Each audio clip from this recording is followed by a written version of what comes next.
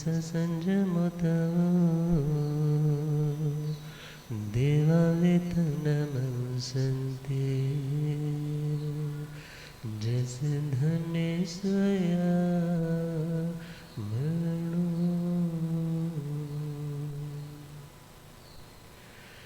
जी हाथे जोड़े गोरानो मेरी वंदना जी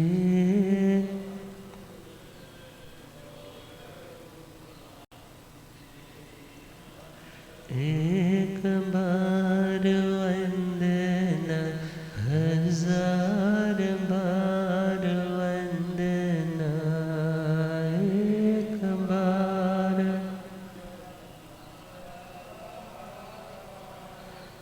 लाख बार वंदना करोड़ बार वंदना लाख बार वंदना जी हाथ जोड़ गोरानो मेरी वंदना जी हाथ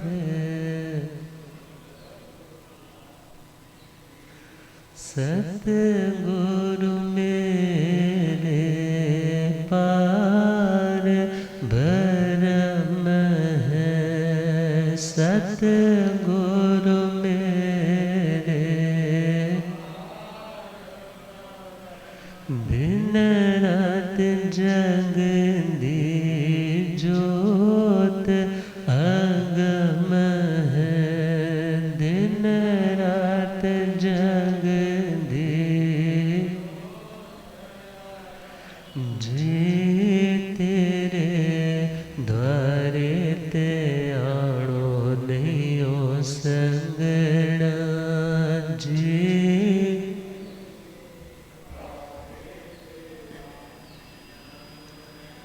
जी हाथ जोड़ गोरानो मेरी वंदना जी हाथ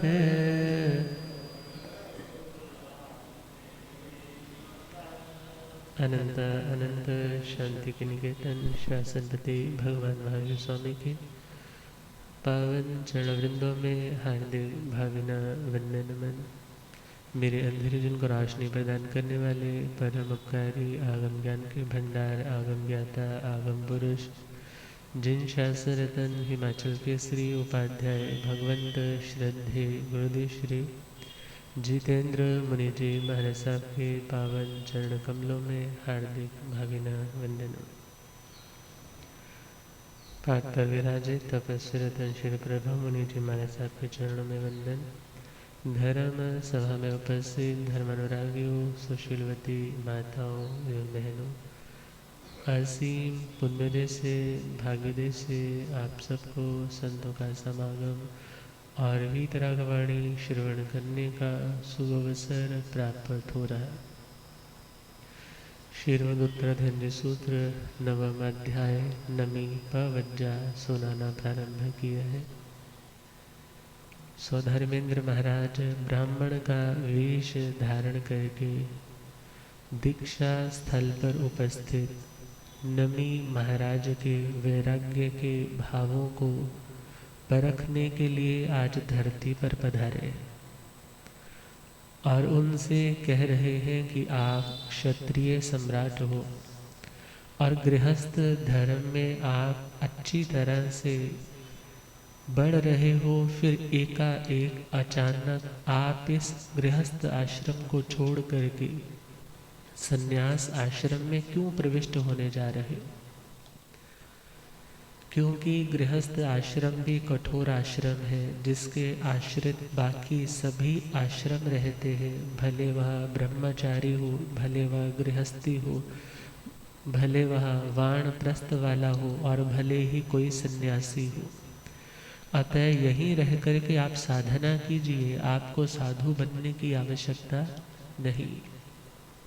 तो उनकी इस शंका का समाधान करते हुए नमी महाराज कह रहे हैं, मासे मासे तू जो बालो कुसज्ञण तू भुंजय न सो सुयक खाए धम्मस कलंग अघई सोलसी। कोई व्यक्ति भले कितनी उत्कृष्ट तपस्या क्यों ना करे, मगर घर गृहस्थी में रहता हुआ मोह के ऐसे थपेड़े पड़ते हैं कि व्यक्ति अपनी साधना के मार्ग से विचलित हो ही जाता है। मगर साधु का जीवन जहाँ पर इन विक्षेपों का बहुत अभाव रहता है, अर्थात साधु कौन बोले, जिसने ती व्याणिनी नू ल्याणिनी, अर्थात बेटी बयाने की उसको चिंता नहीं है और बेटे के लिए बहू लेकर आने की चिंता नहीं, कोई काम धंधा दुनिया का करने की चिंता नहीं है। मगर इतना याद रखना होगा, दुनिया में आप जो कुछ भी करते हो उसके बाद आपकी उम्मीद यही रहती है कि मैं ज़्यादा से ज़्यादा सुख भोगूं। मगर साधु भले दुनिया के धंधे नहीं करता, मगर उससे भी अधिक जो स्ट्रगल है, जो उससे भी अधिक संघर्ष है, वह है अपनी आत्मा के साथ, अपने मन के साथ, अपने संस्कारों के साथ।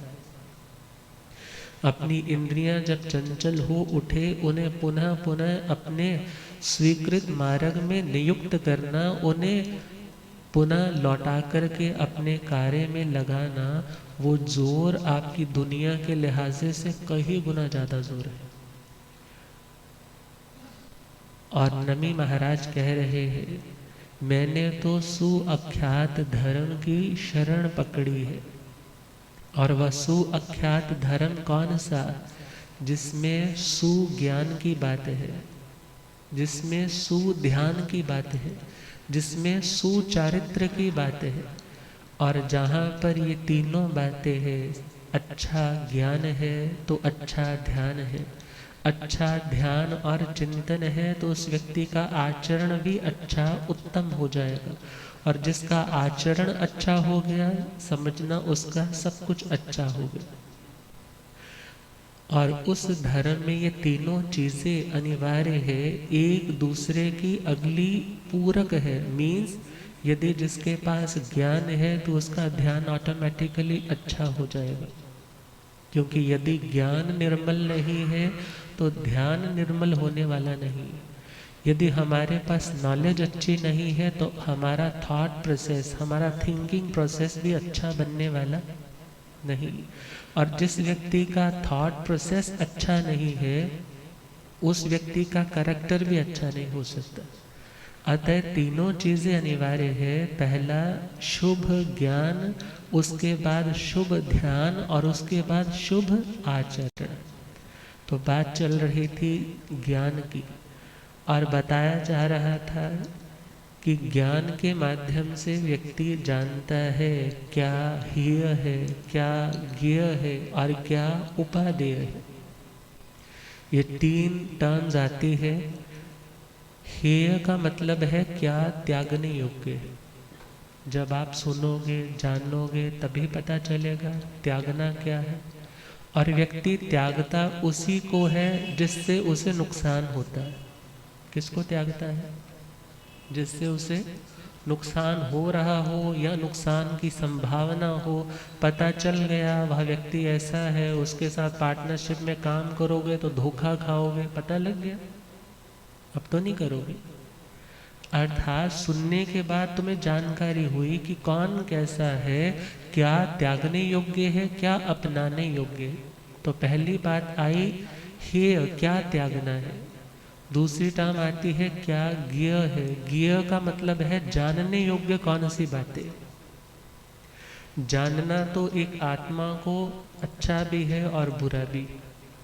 अच्छे के बारे में भी जानकारी अनिवार्य है और बुरे के बारे में भी जानकारी अनिवार्य है। अमृत के बारे में भी पता होना चाहिए और विष के बारे में भी पता होना चाहिए कि अमृत से तो निरोगता मिलती है, आयु में वृद्धि मिलती है, और विष से क्या मिलता है? मौत मिलती है, रोग मिलते हैं।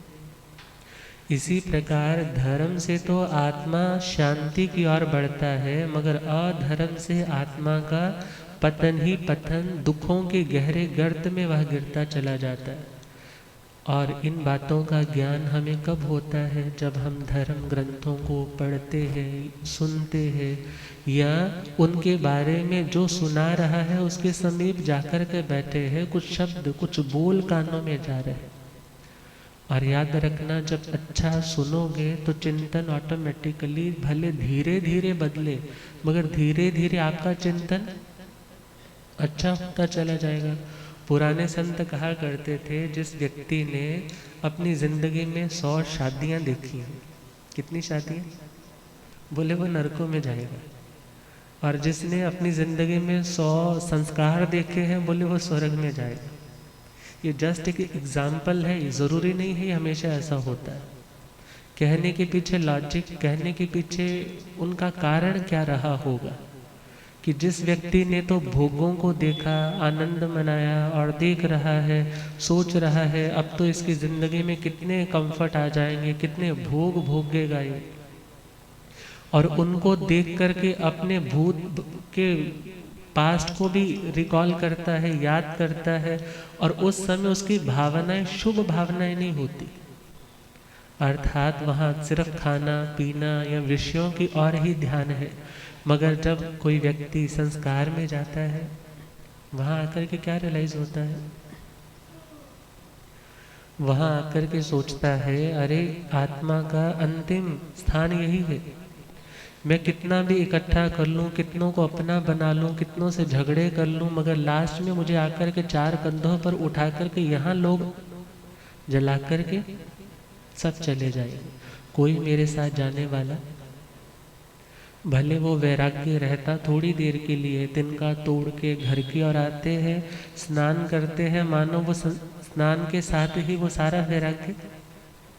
और क्या सोचते हैं, ये तो होता ही रहता है, ये तो दुनिया का दस्तूर है, जो आया है सो जाएगा। उसके लिए तो बोलते हैं वो बेचारा चला गया, मगर यह नहीं पता कि एक दिन हमें भी उसी लाइन में खड़े होना है और हमें भी इसी प्रकार से जाना है। और जो व्यक्ति ऐसा चिंतन करता है, उसके राग और द्वेष कुछ पतले होने लग जाते। और जो विषयों की ओर ही ध्यान है, जिसने भोगों को ही देखा है, उसका मन कभी वैराग्य के भावों से भरता नहीं। एक सामान्य घटना है। और कोई जागृत आत्मा तो इवन विषयों के स्थान पर जाकर के भी निर्विषय बन सकता है। अर्थात ऐसे स्थान पर जहाँ माहौल बहुत रंगीला है, वहाँ जाकर के भी क्या सोच सकता है, अरे ये सदा रहने वाले नहीं। पता नहीं अनादिकाल से आत्माएं इसी भ्रम को सच्चा मान करके इसमें खोई रही, मगर अंतिम अवस्था सभी की एक जैसी। कहते हैं लाखों मुफलिस हो गए, लाखों तुअंगर हो गए, जब खाक में ये मिल गए दोनों बराबर हो गए। अर्थात भले तुम कितना भी ऐश से जी लो, भले तुम कितने भी भोगों को सेवन कर लो, मगर अंतिम समय तुम्हारा सेवन तो उसी अग्नि ने करना। और ऐसा चिंतन करने वाला व्यक्ति दुनिया के रंग महल में खड़ा होकर के भी वैरागी बना रहता है। आर्य स्थूल भद्र जी को याद करो, कोशा वैश्या के उस वैश्यालय में जिसने 12 साल बिताए। पिता की मौत होगी, पिता की लाश जा रही है बाहर से, मगर उसके पास इतना भी वक्त नहीं कि पिता की उस लाश को अंतिम दर्शन भी कर ले। भोगों में इतने रत थे, मगर वह समय भी आया जब भोगों की ओर जा रही वह आत्मा की ओर लौटने लगी। और वह दिन भी आया जब अपने आचार्य से आज्ञा लेकर के साधु वृत्ति पालते हुए चतुर्मास करने भी उसी कोशा वैश्या के वैश्यालय में आए। 4 महीने की साधना, 4 महीने का वह चातुर्मास, और कहते हैं मक्खन अग्नि के पास तो रहा मगर पिघला नहीं। ये कौन थे? आर्य श्री स्थूल भद्र जी महाराज। और जिनका मन वैराग्य से भर जाता है, जिनके हृदय में ज्ञान सच्चे अर्थों में घट जाता है, फिर वह सपोज अच्छी से अच्छी कंफर्टेबल लग्जरी वाले उस जोन में भी एंटर कर जाए, मगर वहाँ पर भी उनका मन विचलित नहीं होता। मगर यह विशिष्ट पुरुषों के लिए लक्षण है। सामान्य व्यक्ति भटक सकता है, सामान्य व्यक्ति तो एकांत में कुछ भी गलत कर सकता है। अतः भगवान कहते हैं तुम अपने ज्ञान को निर्मल करो, ज्ञान निर्मल होगा, संस्कार निर्मल होंगे, विचार निर्मल होंगे। विचार निर्मल होंगे तो ऐसा भाव ही नहीं आएगा। भले वैसे माहौल में तुम्हें जाना भी पड़े, मगर वहाँ जाकर के भी तुम्हारा मन उससे अलिप्त रहने का प्रयास करेगा। तो हम बात करें ज्ञान, और जिसके पास ज्ञान नहीं, उस व्यक्ति की भक्ति भी सच्ची नहीं हो सकती। क्योंकि व्यक्ति भक्ति करने के लिए जाता है मंदिर में, गुरुद्वारे में, स्थानक में, अपने अपने धर्म स्थलों पे।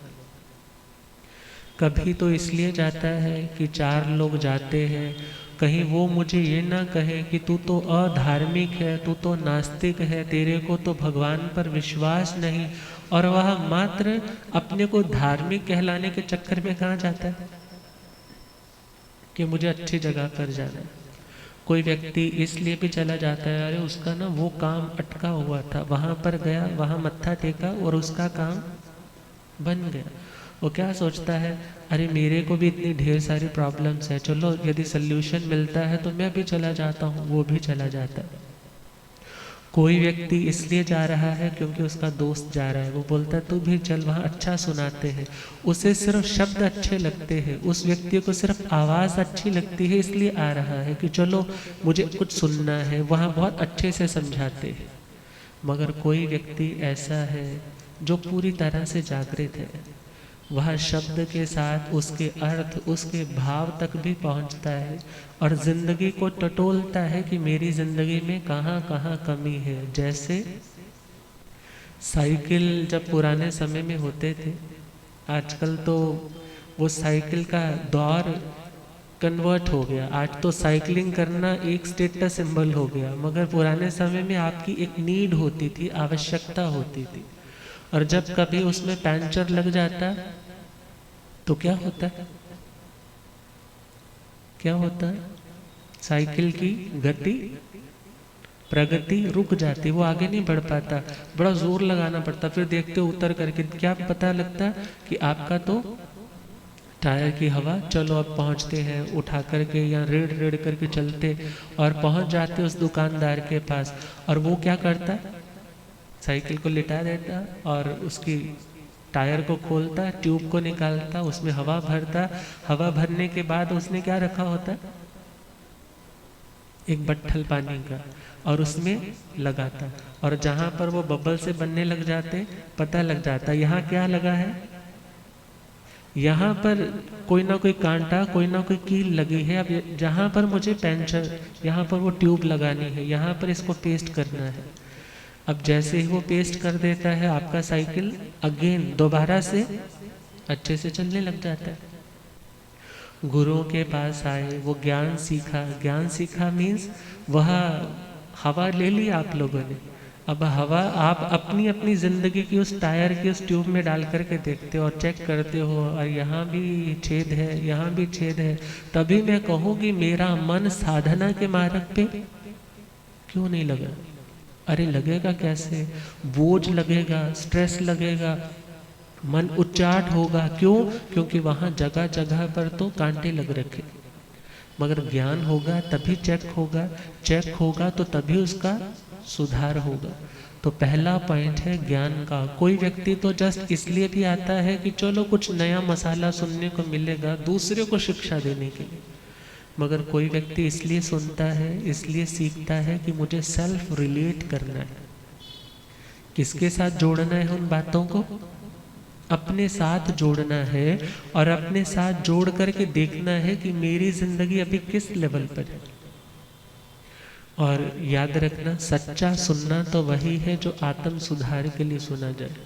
मगर हाँ, जो व्यक्ति आज सिर्फ देखा देखी में आ रहा है, उसकी संभावना है कभी ना कभी उसकी आत्मा जागृत हो जाए। दरवाजे पर बार बार नॉक हो रहा है, बार बार दरवाजे पर कोई दस्तक दे रहा है, तो कभी ना कभी उस घर का मालिक दरवाजा खोलेगा। और जिस नॉक पर वो दरवाजा खोल दे और वह नॉक क्या हो गया, उसका सफल हो गया। मगर यह नहीं है कि पहले जो इतनी बार नॉक किया उसका कोई लाभ नहीं, बल्कि वो नॉक चलता रहा। जब वो जागृत हुआ, जब उसको ध्यान आया, अवेयरनेस हुई कि कोई दरवाजे पर है, और उसने जैसे ही दरवाजा खोला और जो व्यक्ति खड़ा था वह कहाँ आ गया, भीतर आ गया। और सत्संग में भी गुरु भगवंत नॉक ही तो करते हैं आपके दरवाजे पे, बार बार वो सेम सी बातें होती है। गुस्सा मत करो, अहंकार मत करो, शांत रहो, छल कपट मत करो, क्या लेकर आए, क्या लेकर के जाओगे, बातें वही, बताने के तरीके अलग। मात्र जागृति के लिए वो नॉक करते जाते हैं। और कभी ना कभी समय आता है कि भीतर की आत्मा जागती है और वो दरवाजा, और जैसे ही खुलता है, मानो गुरुओं के वो सद उपदेश अब हमारे आत्मा रूपी घर में घर करने लग जाते हैं, प्रवेश करने लग जाते हैं। और जब गुरुओं के वचन प्रविष्ट होने लग जाते हैं, हमारा ज्ञान निर्मल होने लग जाता है, तो हमारे संस्कार, हमारे विचार, हमारी भावनाएं, हमारी फीलिंग्स, हमारे थॉट्स भी निर्मल होने लग जाते हैं। और जो व्यक्ति आएगा ही नहीं, सुनेगा ही नहीं, उसके बदलाव की संभावना के ऊपर भी प्रश्न चिन्ह है।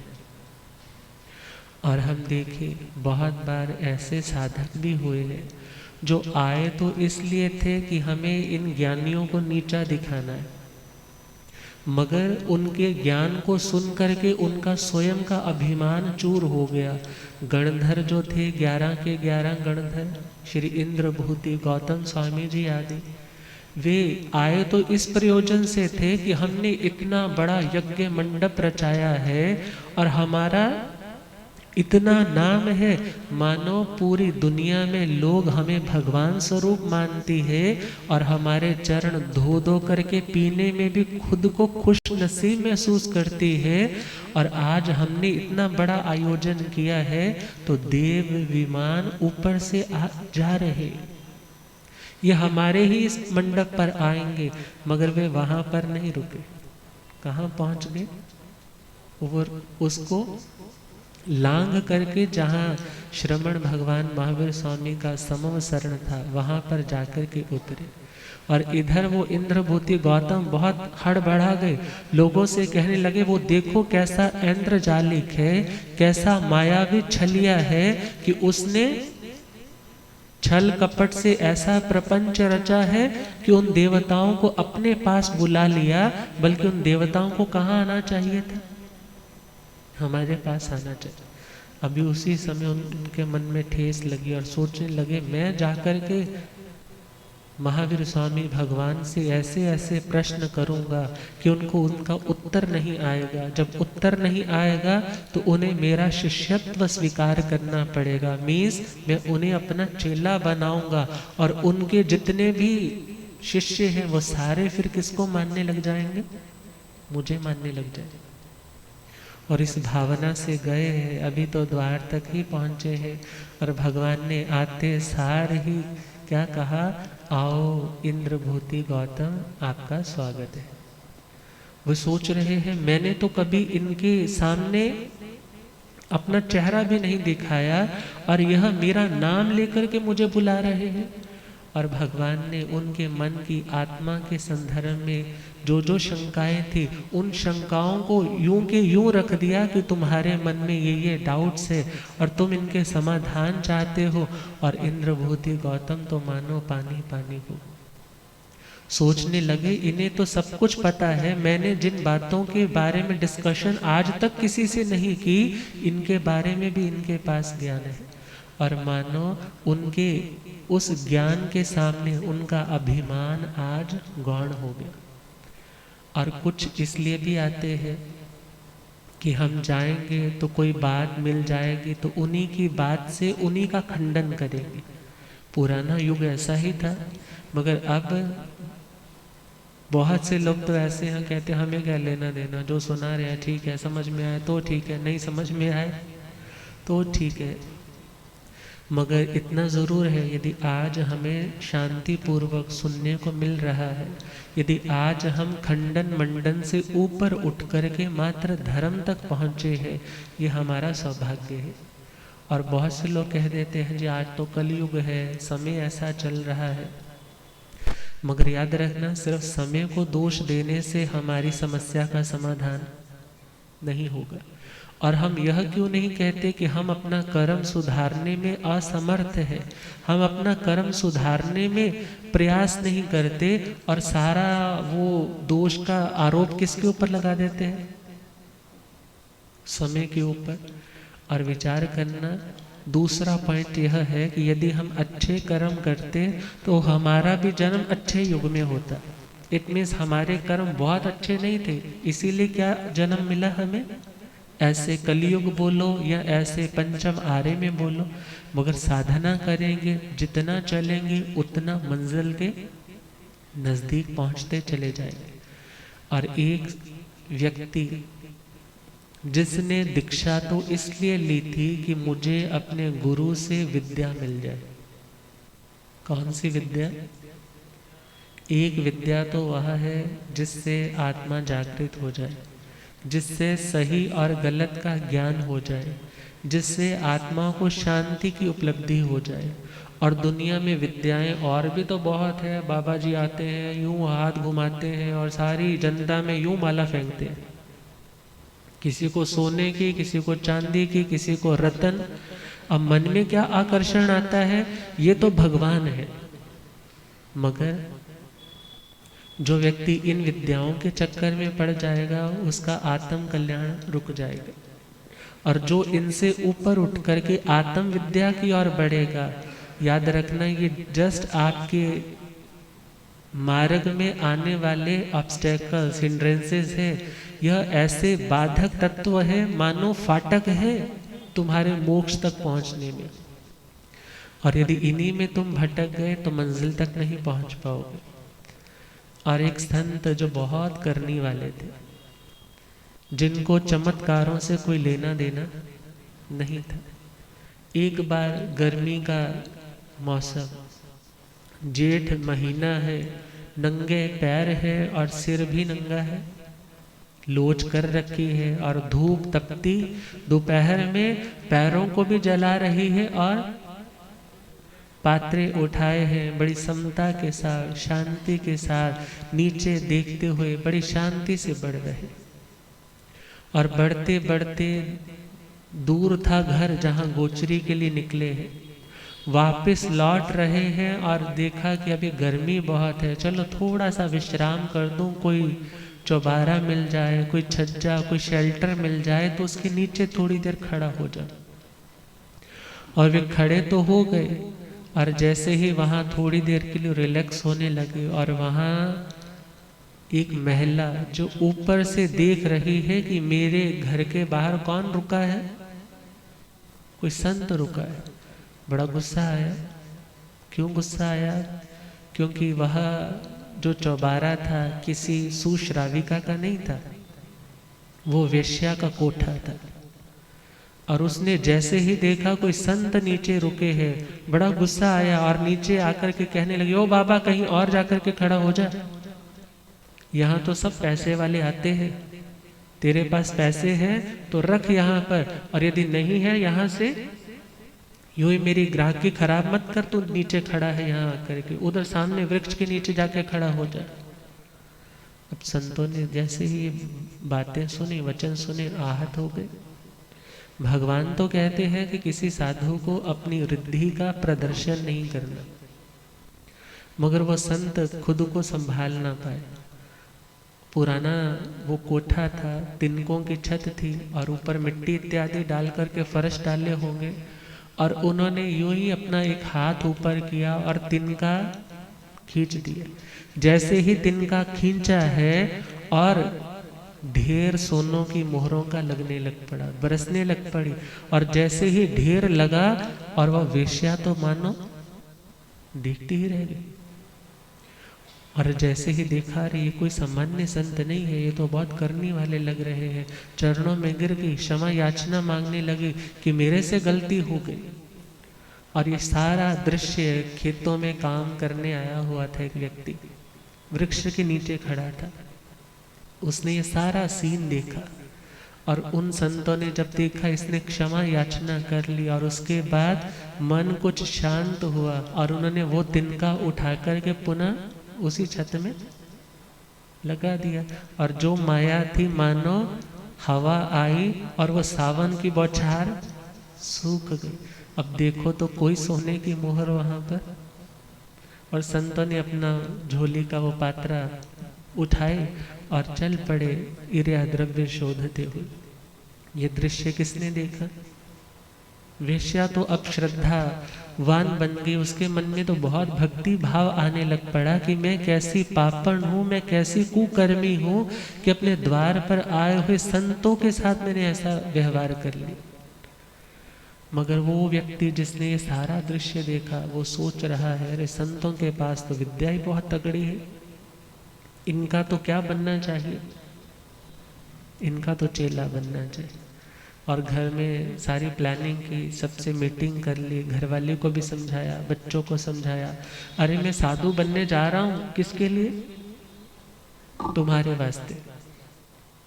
और ध्यान रखना, मैं कोई पूरा जिंदगी भर वहां साधु नहीं बनूंगा।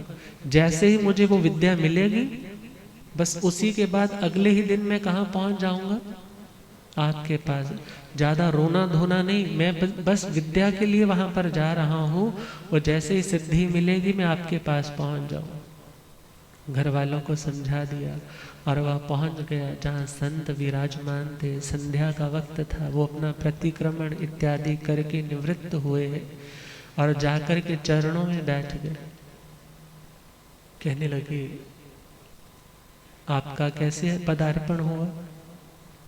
कहने लगा, जी गुरुदेव, दुनिया का मैंने सारा व्यवहार देख लिया। सब दुनिया के लोग झूठे हैं, मतलबी है, किसी को कोई सच्ची मोहब्बत नहीं है। पत्नी भी झूठी, बच्चे भी झूठे, भाई भी झूठे, मात्र आपका ही ये द्वार ऐसा है जो सच्चा है। मैं तो बस आपका सेवक बन करके रहना चाहता हूँ। मानो क्या गुनगुनाने लगा, अपने भक्तों में मुझको बिठा लीजिए, अपने भक्तों में हमको ठोकरे खा रहे हैं, बचा लीजिए, ठोकरे खा रहे हैं। नैया जीवन की है मेरी मझधार में, नैया जीवन की है मेरी, करके करुणा किनारे लगा दीजिए, करके करुणा किनारे। अपने भक्तों में हमको बिठा लीजिए, अपने भक्तों में हमको। चल रहा है अंधेरा ये अज्ञान का, चल रहा है अंधेरा ये ज्ञान ज्योति को मन में जला दीजिए, ज्ञान ज्योति को मन में ठोकरे खा रहा हो, बचा लीजिए, ठोकरे खा रहा हो। ध्यान होगा किसी को किसी का प्रभु, ध्यान होगा किसी को किसी का, मेरा तू ही है मुझसे लिखा लीजिए, मेरा तू ही है मुझसे ठो बचा लीजिए ठोकरें खा रहे,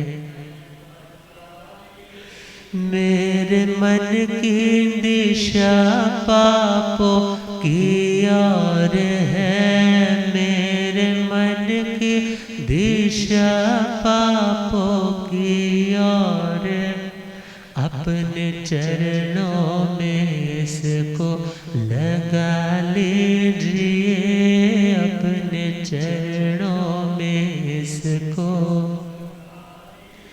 ठोकरें खा रहे हैं, बचा लीजिए ठोकरें खा रहे हैं, अपने भक्तों में हमको बिठा लीजिए, अपने भक्तों में हमको।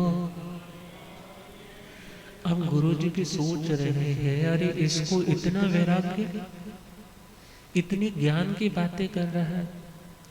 कहने लगे भाई देखने पर तो शादीशुदा लग रहा है, तेरा भरा पूरा परिवार होगा, ऐसा तेरे को देखने से तेरे लक्षणों से लग रहा है। कहने लगा गुरुदेव पत्नी भी है, बच्चे भी है, व्यापार भी है, मगर अब मुझे तो मात्र शांति चाहिए, मुझे तो सच्चे गुरु की तलाश थी, अब तो मुझे बस आप दीक्षा दे दीजिए। गुरुजी कहने लगे भाई हम ऐसे तो दीक्षा नहीं दे सकते, पहले तुम्हारी पत्नी आकर के आज्ञा दे कि मेरी ओर से कोई रुकावट नहीं है, बच्चे आकर के कहें कि गुरुजी ये तरना चाहते हैं तो हमारी आज्ञा है, और तुम्हारे संघ वाले कह दे कि तुम्हें दीक्षा दे दे तो हम दीक्षा दे देंगे, ऐसे हम दीक्षा नहीं देंगे। अब वो मन मायूस हुआ, मन प्लान तो यही करके आया था बस आज ही दीक्षा हो जाएगी। घर पहुंचा और घर आकर के पत्नी से सारी बात कहने लगा। हम लुधियाना सिविल लाइंस में थे, तो शाम का समय था और एक व्यक्ति लगभग 35 साल का होगा, आकर के कहने लगा मुझे ना आप जैसा संत बनना है। मैंने बोला अच्छी बात है, बहुत सुंदर भावना है आपकी। पूछा आपके परिवार में कोई और है? बोले हाँ है, माँ है और पिता है। वो क्या करते हैं? वो दोनों बीमार रहते हैं। मैंने बोला बीमार रहते हैं और आप क्या कह रहे हो मुझे क्या बनना है? संत बनना है। तुम्हारी पहली जिम्मेदारी क्या है? तुम अपने परिवार वालों को देखो, वो जब आज्ञा दे दे या तो तुम्हारी जिम्मेदारी कोई दूसरा पूरे निश्चिंत रूप से ले ले, तुम्हें बिल्कुल क्लियर कर दे कि तुम बन जाओ। मगर जब तुम्हारे सर पर तुम्हारे माता पिता जिन्होंने तुम्हें जन्म दिया, पाला पलोसा, बड़ा किया, हर चीज़ का ध्यान रखा, और तुम्हें इतना भी मन में नहीं आ रहा कि मैं यूं ही उनको छोड़ करके आ जाऊं। बोला नहीं नहीं, दुनिया सारी पैसे पर चलती है। किस पे चलती है? बोला मेरे पास बहुत पैसा है और मैं उनके नाम पर करोड़ करोड़ रुपया दे दूंगा और परमानेंट उनके पास काम करने वाले भी रख दूंगा, बस मेरे को क्या बना लो, बस अपने जैसा संत बना लो। मैंने पूछा अगला प्रश्न, मैंने कहा जी आप क्या ये जैन साधु के नियम कायदों को जानते हो? बोला नहीं, आप बता दो क्या क्या होते हैं। मैंने बोला उसमें सारी उम्र आपको नंगे पांव चलना है, सूर्यास्त के बाद आपको कुछ खाना नहीं, पीना नहीं, दवाई लेनी नहीं, सूर्य उदय से पहले तक आपको कुछ नहीं लेना, और सारी उम्र का नियम रखना है कि आपको किसी की हिंसा नहीं करनी, झूठ नहीं बोलना, चोरी नहीं करनी। सारी उम्र तुम्हें ब्रह्मचर्य का पालन करना होगा और मठ इत्यादि बनाने से खुद को अलग रखना होगा, मात्र आत्मा की साधना करनी होगी। बोला जी अभी ना सोच के बताऊंगा। अब मैंने जस्ट 5 वो प्रिंसिपल्स ही बताए थे कि सारी उम्र के लिए ये चीज़ें फॉलो करनी है। वो कहने लगा नहीं अभी मैं ना थोड़ा विचार करके बताऊंगा, और आज का दिन है वो कभी दोबारा नहीं आएगा। तो विचार करने की बात है। बहुत बार भावावेश में व्यक्ति सोचता है मैं ये बन जाऊंगा, मैं वो बन जाऊंगा, मगर जब तक विजन क्लियर नहीं है तब तक आप जो बनना चाहते हो वही नहीं पता तो करोगे क्या। खैर वो भी आकर के कह रहा है कि मुझे संत बना लो, उसका तो लक्ष्य है, उसने तो निश्चित कर रखा है, मुझे क्या लेना है, कौन सी सिद्धि, वो सोने की मोहरें बरसाने वाली। घर आकर के सारी फैमिली को कहा कि अब जाकर के तुम्हें गुरुजी के सामने क्या कहना है, हमारी ओर से आज्ञा है। अब सारा परिवार सुबह की पहली किरण की इंतजार कर रही है, कैसे हम जाएं और जाकर के अपने पिता को, अपने पति को आज्ञा दे दें। पहुंच गए, कहने लगे गुरुदेव ये तरना चाहते हैं, ये तरना चाहते हैं, हम इनके तरने में बाधा नहीं डालेंगे। आप यदि तैयार हो, ये यदि तैयार है तो हमारी ओर से कोई बाधा, कोई रुकावट भविष्य में भी नहीं होगी। आप भले हमारे से लिखवा लीजिए। दीक्षा हो गई, आज्ञा मिल गई, दीक्षा हो गई। दिन प्रतिदिन साधना चल रही। गुरुजी जैसा करते हैं शिष्य वैसा करते हैं। गुरुजी प्रतिक्रमण कर रहे हैं, उसने प्रतिक्रमण भी याद कर लिया, 25 बोल भी याद कर लिए, 9 तत्व भी याद कर लिए। मगर अभी लक्ष्य कौन सा है, मुझे क्या पानी है, वो सोने बरसाने वाली विद्या पानी। और दिन प्रतिदिन साल बीत गए, मगर गुरुजी ने कभी उस विद्या का नाम ही नहीं लिया। शाम होती तो गुरुजी के पैर दबाता, और तब तक पैर दबाता रहता जब तक गुरुजी को नींद ना आ जाए। सेवा में कोई कसर नहीं छोड़ी। और एक दिन आया, गुरुजी शाम के समय बड़े मूड में थे, बड़े अच्छे भावों में थे। कहने लगे बेटा मैं तेरी सेवा से बहुत प्रसन्न हूँ, तू बता तेरे को कुछ चाहिए। अब वो तो इसी मौके की इंतजार में था कि कब गुरुजी मेरे से कहें और कब मैं उनसे डिमांड कर दूं। कहने लगा हाँ गुरुजी मेरे को ना वो विद्या चाहिए। कौन सी विद्या, वो सोने बरसाने वाली विद्या जो आपने उस वेश्या के उस चौबारे में तिनका खींच करके वहां पर ढेर लगाया था ना, मुझे बस वो विद्या चाहिए। गुरुजी ने जैसे ही शब्द सुने वो सोचने लगे, आज पता चला ये साधु क्यों बना। मगर अब ये किनारे तक आ गया है और इसको मैं बीच में छोड़ दूं तो मेरा भी जो कर्तव्य है वह मेरा कर्तव्य भी कलंकित हो जाएगा कि गुरु ने संभाला नहीं। सोचने लगे इसको कैसे समझाऊं।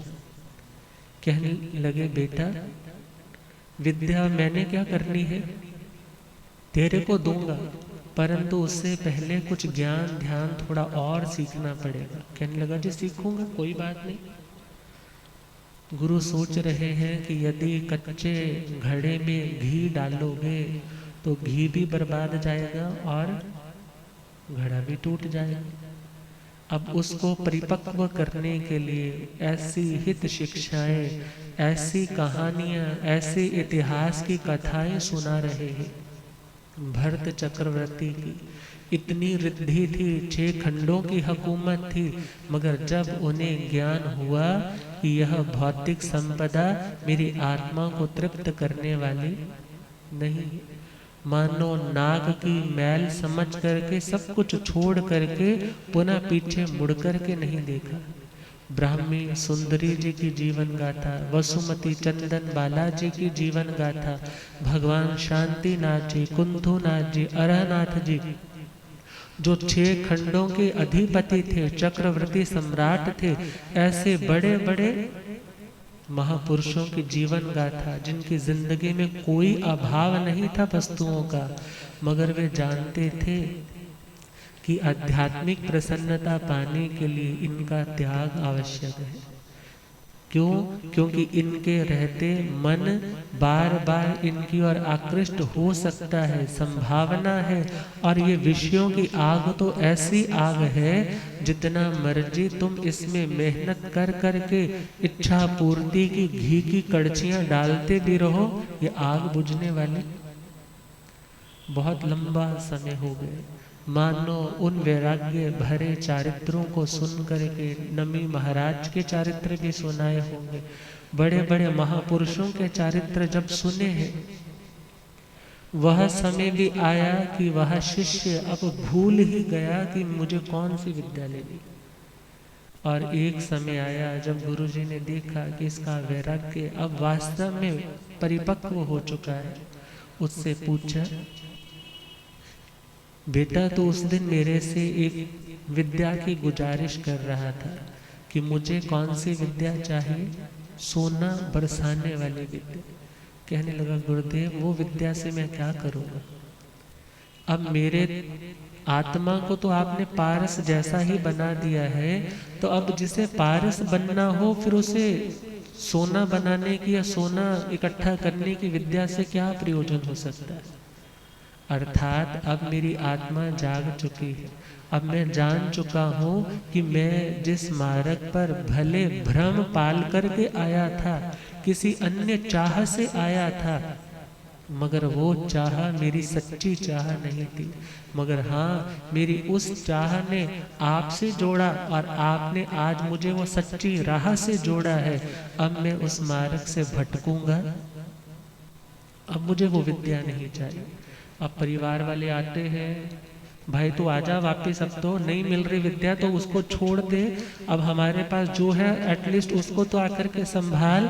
मगर वो क्या कहता है, मुझे जो पाना था सो मैंने पा लिया। अर्थात जब ज्ञान आता है तो वैराग्य आता है, और यदि ज्ञान सच्ची समझ नहीं होगी तब व्यक्ति यही सोचता रहेगा, यह मिल जाएगा तो सुखी हो जाऊंगा, यह मिल जाएगा तो सुखी हो जाऊंगा।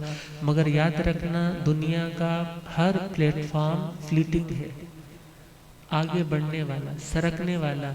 आपके हाथों से आज तक कितने रुपए जा चुके हैं, कौन सा रुपया आपके हाथ में टिका है, कितने आए कितने चले गए और कितने कमाए जा रहे हैं। मगर याद रखना, वही आत्मा संतुष्ट है, वही आत्मा शांत है जो इन वस्तुओं को आवश्यकता पूर्ति का साधन तो मानती है मगर अपनी आत्मा का साध्य नहीं मानती। अर्थात वह आत्मा जागृत आत्मा जिसके पास सच्चा ज्ञान हो गया। और कहा जा रहा है जिसके पास सम्यक ज्ञान होगा उसका ध्यान भी सम्यक होगा। ध्यान का मतलब, ध्यान का मतलब चिंतन, चिंतन की गहराई, उसका नाम क्या है, ध्यान। एक बगुला भी ध्यान करता है, खड़ा है खेतों में या सरोवर में, एक टांग उठाई है, एक टांग थोड़ी आंखें मूंदी हुई है, और देखने वाला तो कहता है अरे देखो कैसा महायोगी है, एक पैर के सहारे पर इतनी साधना कर रहा है। मगर उसकी साधना के बारे में यदि जानना चाहो तो उन मछलियों के परिवारों से पूछो, वो बताएंगी कि इन्होंने तो हमारे परिवार के परिवार नष्ट कर दिए और इन्हें तुम क्या समझ रहे हो, धर्मात्मा। ऐसे धर्मात्मा से तो भगवान बचाए। उसका कारण, जिस व्यक्ति का ज्ञान निर्मल नहीं है उस व्यक्ति का ध्यान निर्मल नहीं हो सकता। और हम देखें, ध्यान का मतलब तो चिंतन की गहराई है, और चिंतन की गहराई तो किसी की कहीं पर भी हो सकती है। एक कामी और भोगी व्यक्ति की हमेशा चिंतन की गहराई किसकी ओर होती है, जिसको वो बहुत चाहता है, जिसको वो पाना चाहता है। अर्थात उस भोगी की जो ध्यान की एकाग्रता, चिंतन की एकाग्रता है, वो उसको और दुखी करने वाली है। और जो एक ज्ञानी आत्मा है उसके ध्यान की एक, तो हम बात कर रहे थे ध्यान का मतलब है चिंतन की गहराई। जब व्यक्ति जिसके बारे में सोच रहा है और उस समय व्यक्ति खुद को भूल करके मात्र उसी के बारे में सोचते सोचते तद्रूप हो जाए, उसका नाम होता है ध्यान। जैसे पतासा लिया, दूध में डाला, अब दूध में डालने के बाद उसको अच्छे से हिला दिया। अब दूसरा सामने वाला बोले मुझे पतासा निकाल करके दो, क्या बोलोगे, अरे वो पतासा तो इसमें किसी में घुल जाना, किसी भी विषय में पूरी तरह से खो जाना, उसका नाम क्या है? ध्यान। ध्यान अपने आप में ना अच्छा है ना बुरा है। अच्छे का चिंतन है तो अच्छा है, और बुरे का चिंतन है तो बुरा है। एक छोटा सा एग्जाम्पल आता है, मॉर्निंग वॉक करने वाली एक बहुत अच्छी दिल डॉल लेडी, जिसने एप्पल का वो आजकल वो स्मार्ट वॉच भी लगाई है, मोबाइल भी, ईयरफोन भी लगाए हैं, और सुबह सुबह जॉगिंग कर रही है। मगर एकदम क्या हुआ, हार्ट कोलैप्स हो गया, हार्ट अटैक आया, और वहीं प्लेटफॉर्म पे गिर गई। जैसे ही गिरी है, ज्वेलरी भी बहुत पहन रखी है, एक डायमंड की अंगूठी बड़ी उनकी लाखों करोड़ों की होगी, मोबाइल भी है, बहुत कुछ पहना हुआ है। एक व्यक्ति निकला जो चोर था, वो सोचने लगा, अरे इतना मोबाइल, इतना 1.5-2 लाख का तो ये मोबाइल ही होगा, इसकी वॉच भी है, इसके गहने भी है, ये मैं सारे निकाल लो तो कितना अच्छा हो। एक साइड पर खड़ा होकर के सोच रहा है। और एक व्यक्ति जो हमेशा भोगों की ओर ही जिसका ध्यान रहता था, सोचने लगा, इसका देह कितना सुंदर है, यदि मैं इसके साथ भोगूं तो कितना मुझे आनंद मिलेगा। वो भी एक और खड़ा होकर के सोच रहा है। और एक सन्यासी, एक साधु, एक योगी वहां से गुजर रहा था, वो भी खड़ा होकर के सोचने लगा, अरे मिट्टी का मकान मिट्टी में मिल गया, मिट्टी का मकान क्या साथ लेकर के चले। अब ध्यान तीनों लोग कर रहे हैं, कंसंट्रेशन तीनों लोगों की है, और यदि तीनों लोगों की सपोज करो साइमल्टेनियसली एक बार में ही उन तीनों की मौत आ जाए, तो तीनों की गतियां अलग अलग होंगी। किसके कारण? उनके ध्यान के कारण। अतः भगवान कहते हैं, यदि तुम्हारा ज्ञान निर्मल है तो याद रखना, तुम्हारा ध्यान, तुम्हारा चिंतन, तुम्हारी चिंतन की गहराई वह भी निर्मल होगी। और विचार करना, बचपन में होते थे तो बचपन में एक वो मैग्नीफाइंग ग्लास होता तो आज भी है। बचपन में वो टीचर क्या बोलती थी, ये पेपर लो, कागज के ऊपर तुम इसको धूप में जाओ, यहाँ पर फोकस बनाओ, वहाँ एक डॉट सा दिखेगा, वहीं पर लगा कर रखना और कागज जलने लग जाएगा। अब यदि बच्चा इधर उधर इधर उधर होता है तो कागज जलने वाला, और यदि आकर के टीचर देखती अभी तक क्यों नहीं जला, वो पास खड़ी हो जाती है, कहती बस ऐसे पकड़ करके रखो। और धीरे धीरे क्या होता, वो जितनी रेज आ रही थी, स्कैटर्ड थी, बिखरी हुई थी, वो सारी एक जगह कॉन्सेंट्रेट होकर एक जगह पर पड़ी, एक बिंदु पर पड़ी, और समय आया कि वह कागज जलने लगा। इसका नाम है ध्यान। इसका नाम क्या है? मन बहुत बिखरा है अलग अलग अलग अलग टॉपिक्स के ऊपर, मगर उन सभी को इकट्ठा करके एक पॉइंट पर लेकर के आना, उसका नाम क्या है? ध्यान। मगर ध्यान वो आपका अच्छा भी हो सकता है, बुरा भी हो सकता है। आप उस अग्नि से कूड़े का, कचरे का ढेर भी जला सकते हो, और अपनी तिजोरी में पड़े हुए नोटों के बंडल भी जला सकते हो। डिपेंड तो खुद पे करता है क्या जलाना है, क्या बुराइयां मिटानी है या अच्छाइयां मिटानी है। अतः ध्यान शुभ करने के लिए, ध्यान शुद्ध करने के लिए ज्ञान का शुभ और शुद्ध होना बहुत आवश्यक है। और ज्ञान की निर्मलता के लिए भगवान ने कितना कितना उपकार किया कि अपने ज्ञान की बातें गणधरों से शेयर की, अपने तीर्थ से, साधु साध्वी, श्रावक श्राविका से शेयर की, और चलते चलते वो ज्ञान आज हमारे पास पहुंचा। तभी तो क्या कहा जाता है, पीले सत्संग वाला अमृत अखियां खोल खोल के, ओ पीले सत्संग वाला अमृत अखियां, ओ सुंदर देही नर दी पाए तेनो होश नाज तक आए। सुंदर देही नर दी तेनो सुरत अजना, उना कर बंदे पाप कमाए। मंदा बोल बोल के उना कर बंदे पाप कमाई मंदा, ओ पीले सतसंग वाला अमृत अखियाँ खोल खोल के, ओ पीले सतसंग वाला अमृत अखियाँ। और मानो वो अमृत पहुँचते पहुँचते गुरुओं से हमें भी मिल रहा है, आपको भी मिल रहा है। और अब श्रद्धेय गुरुदेव वो ज्ञान का अमृत सभी को पिलाए। इन्हीं शुभ भावनाओं के साथ ओम।